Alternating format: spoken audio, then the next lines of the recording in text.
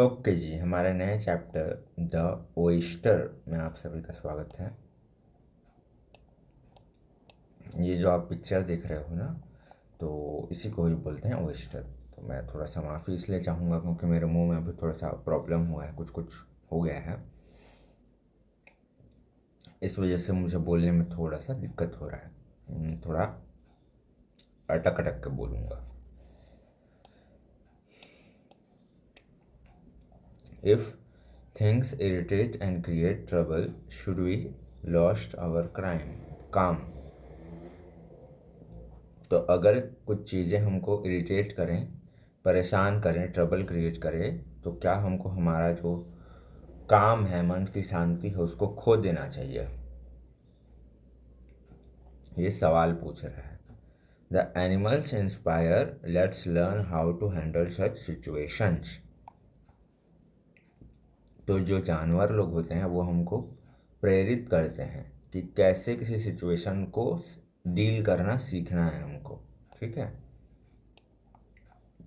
तो ये बेसिकली क्या है, समुद्र में होता है जो सीप होता है ना, उसी सीपी को ही क्या बोलते हैं, इंग्लिश में ओइस्टर बोलते हैं, oyster. There once was an oyster whose story I tell. तो एक बार की बात है, एक ओइस्टर था, एक सीप था, समुद्री सीप, जिसकी कहानी मैं आपको सुनाऊंगा। Who found that some sand had got into its shell। तो उससे पता चला कि कोई एक रेत का कण उसके अंदर में आ गया है। ये शेल है, उसके अंदर में रेत का एक कण अंदर में घुस गया है। It was only a grain. तो ये छोटा सा दाना था, but it gave him great pen. लेकिन वो उसको बहुत ज़्यादा दर्द दे दिया। पेन मतलब दर्द। For oyster have feelings although they are so plain. तो ये काफ़ी प्लेन दिखते हैं, ये कुछ बोलते नहीं हैं, बट फिर भी उनकी भी फीलिंग्स होती है, उनकी भी भावनाएं होती हैं। Now did he berate the harsh working of fate. Berate का मतलब तो मुझे भी नहीं पता क्या होता है। The harsh working of fate, तो भाग्य ने उसके साथ में बहुत ज़्यादा मुश्किल परिस्थिति ला के खड़ा कर दिया है। हार्श मतलब that had brought him to such a deplorable state. उसकी वजह से बहुत बुरी कंडीशन में है। Did he curse at the government cry for election. तो क्या ये सब होने के बाद में क्या वो गवर्नमेंट को दोष दे रहा है, कर्ज कर रहा है मतलब दोष दे रहा है? क्या वो चुनाव के लिए रो रहा है? एंड काम that she should have given him protection. तो क्या उसने समुद्र से प्रोटेक्शन मांगा है कि मेरी रक्षा करो, इस रेत के कण को मेरे से निकालो? ऐसा तो नहीं बोला ना उसने। तो इसके बारे में बता रहा है। No he said to himself. तो ऐसा कुछ भी उसने नहीं किया, उसने कोई शिकायत नहीं किया किसी से। ठीक है, तो उसने अपने आप से क्या कहा वही पढ़ेंगे अब। एज ही ले ऑन अ शेल। तो जैसे ही वो अपने शेल में रहता था, उसने अपने आप से क्या बोला, since I can not remove it. तो मैं अब इसको हटा तो नहीं सकता। आई शैल ट्राई टू इम्प्रूव इट। तो मैं इसको इम्प्रूव करता हूँ। ठीक है, मतलब उसको और अच्छा कैसे बना सकता हूँ छोटे से रेत के कण को। Now the years have rolled around. तो कई साल बीत गए। And the years always do. और साल ऐसे ही बीतते जाते हैं। And he came to his ultimate destiny stew. ठीक है, और उसका जो अंतिम भाग्य था वो फाइनली आता है। स्ट्यू मतलब यहाँ पे होता है कोई खाना, बट यहाँ पे एग्जैक्ट ये पूरे लाइन का मतलब यही है कि फाइनल अब वो समय आ गया है जब वो जो छोटा सा रेत का कण था उसको इम्प्रूव करते करते वो कुछ और कमाल का बन गया है। वो पिक्चर में आप सभी को दिख ही रहा है कि वो क्या बन गया है। And the small grain of sand that had bothered him so. तो वो जो छोटा सा रेत का कण था जो उसको परेशान करता था, बॉर्डर मतलब परेशान करता था, वॉज अ ब्यूटिफुल पर्ल। तो एक मोती बन गया है। इसको हिंदी इंग्लिश में क्या बोलते हैं, pearl. All richly aglow. Now the tale has a moral. ठीक है, तो ये कितना महंगा होगा सोच के देखो, है ना। तो अब इस कहानी का एक क्या है, मोरल है, एक सीख है इस कहानी में। For it is it grand what an oyster can do with a morsel of sand। तो इसमें सीख ये है कि देखो, एक छोटा सा जो रेत का कण था, उसको अगर ये जो सीप है, समुद्री सीप, वो इतना खूबसूरत बना सकता है, तो हम भी हमारे जो भी प्रॉब्लम्स आती हैं हमको, उसको भी कुछ अच्छा क्रिएट कर सकते हैं साल दर साल, उसको थोड़ा थोड़ा इम्प्रूव करते जाएं तो, है ना। What couldn't we do if we would if we would only begin with some of the things that get under our skin। तो जो भी चीज़ें हमको परेशान करती है, वही मैं जो भी बताया वही बोल रहा है कि जो भी चीज़ें हमको परेशान करती हैं, हम भी उसके साथ में कुछ ऐसा कमाल का क्यों नहीं कर सकते। लास्ट में यही सवाल पूछा है।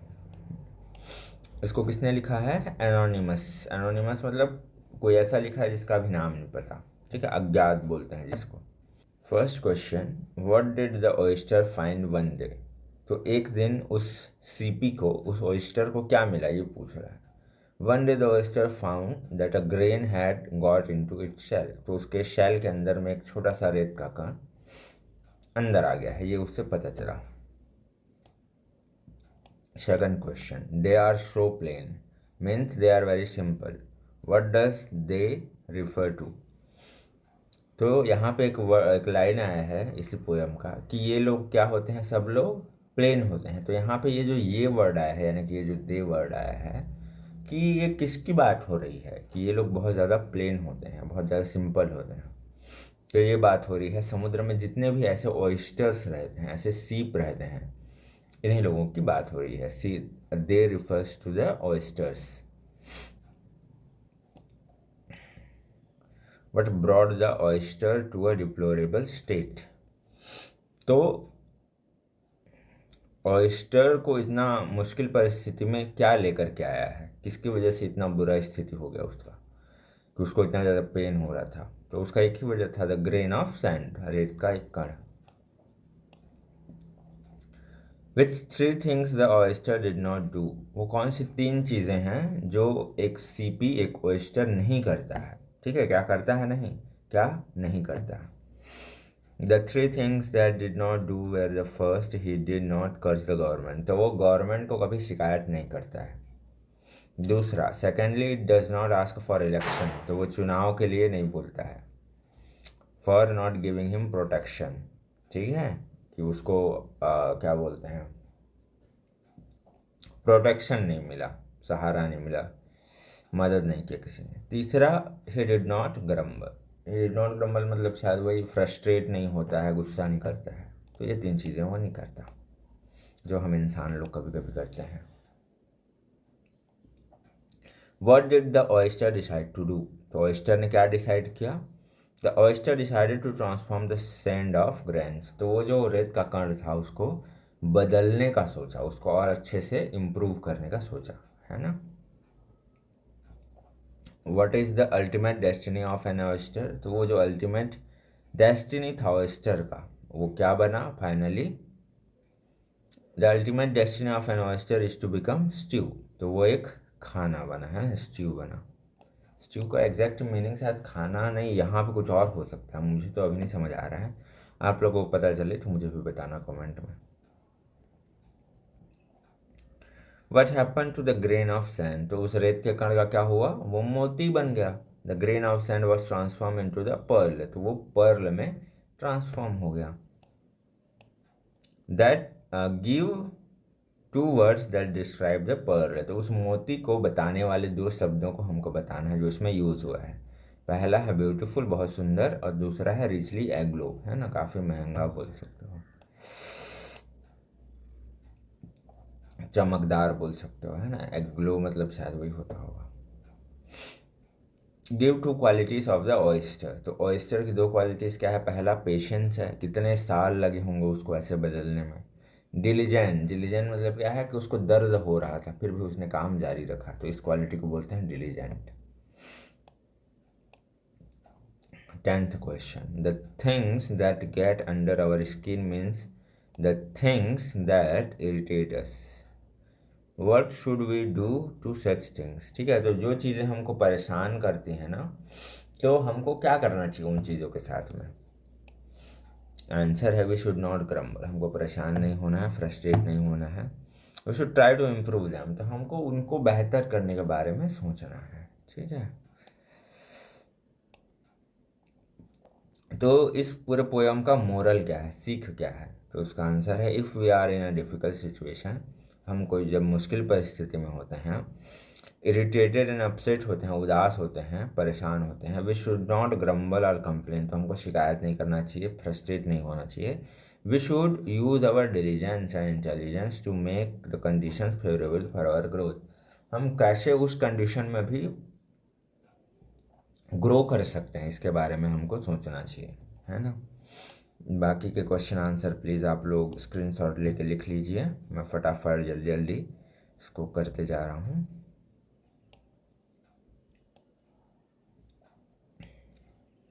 एंड सॉरी, क्योंकि मेरे मुंह में कुछ कुछ हो गया है जिसकी वजह से मैं ठीक से बोल भी नहीं पा रहा हूँ, खाने में भी थोड़ा सा दिक्कत हो रहा है, इस वजह से ठीक से बोलते नहीं बन रहा है, अटक अटक के बोल रहा हूँ।